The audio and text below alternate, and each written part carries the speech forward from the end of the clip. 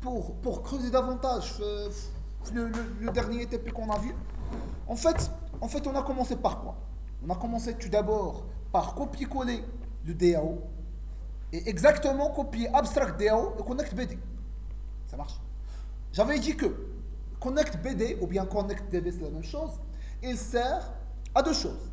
Première des choses, configurer l'ensemble des paramètres pour communiquer avec la base de données. Ça, c'est la première des choses. Comment configurer? Configurer via l'utilisateur de la base de données, le mot de passe de la base de données, le nom de la base de données et l'URL. Ici, c'est localhost ou bien 127.0.0.1. C'est la même chose. Si on a un serveur base de données distant, il faut ici fournir l'adresse IP du serveur base de données. Et ça marche. Rien de particulier. En fait, cette classe, ça c'est la première des choses. La première des choses, c'est la configuration de la communication avec la base de données. Deuxième volet, en fait, c'est quoi? C'est la méthode qui permet de générer les tables de la base de données. Donc, sachant qu'on a déjà créé cette base de données, TP1 CIR version 2, ça veut dire qu'on avait déjà créé la base de données et la génération des tables va être faite automatiquement en exécutant cette classe. Donc, mais bien évidemment, pour générer la base de données, les tables de la base de données, il faut au préalable créer les bins. Donc, il faut tout d'abord copier ConnectBD, copier AbstractDAO, copier package utile avec DAO Engine, copier l'ULib et faire référence de l'application sur l'ULib. Ça veut dire cliquer ici, non, c'est plutôt dans package, dans librairie plutôt, add jar folder.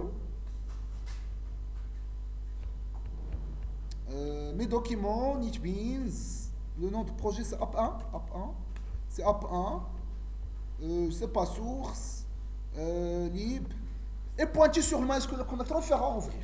Lorsqu'on fait à ouvrir, automatiquement des erreurs au niveau de ConnectBD qui concernent comp.mysql vont disparaître. Ça marche? Donc, première étape, copier AbstractDAO avec ConnectBD et aussi copier le utile avec DAO Engine, copier le lib et pointer l'application sur le lib. Comment pointer l'application sur le lib? C'est ça ce qu'on vient de voir. Clic droit, add jar folder, etc., etc.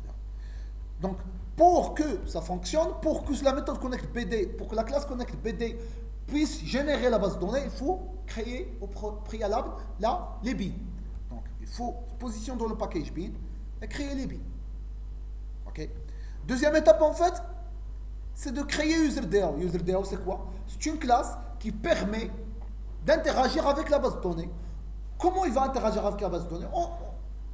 En héritant la classe AbstractDAO. En fait, pourquoi la classe AbstractDAO? Parce que la classe AbstractDAO, il contient déjà les méthodes CRUD, Create, Update, Delete, Find by ID, Find All. Ce sont 5 méthodes qui permettent l'interaction avec la base de données. Mais en plus de ces 5 méthodes, Create, Update, Delete, Find by ID, Find All, il y a une méthode particulière qui s'appelle Load. Cette méthode, très intéressante et très pertinente, il permet de télécharger un ensemble de bins à partir d'une requête SQL. C'est Selected Where. Mais bien évidemment, on ne va pas l'utiliser, par exemple, Selected Where ID égale à quelque chose, on ne va pas l'utiliser. Pourquoi? Parce que c'est déjà Find by ID, ça existe déjà.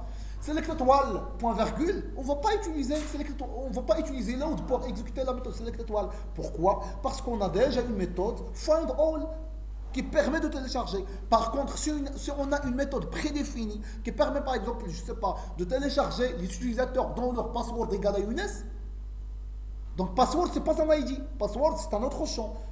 Donc il faut faire une requête personnalisée, string requête égale selected wall from user, where password égale password, ok, et return userdao.load. Ça permet effectivement de télécharger l'ensemble d'utilisateurs dont leur password égale à un certain password. Ça c'est par rapport à la couche DAO. Par rapport à la couche service,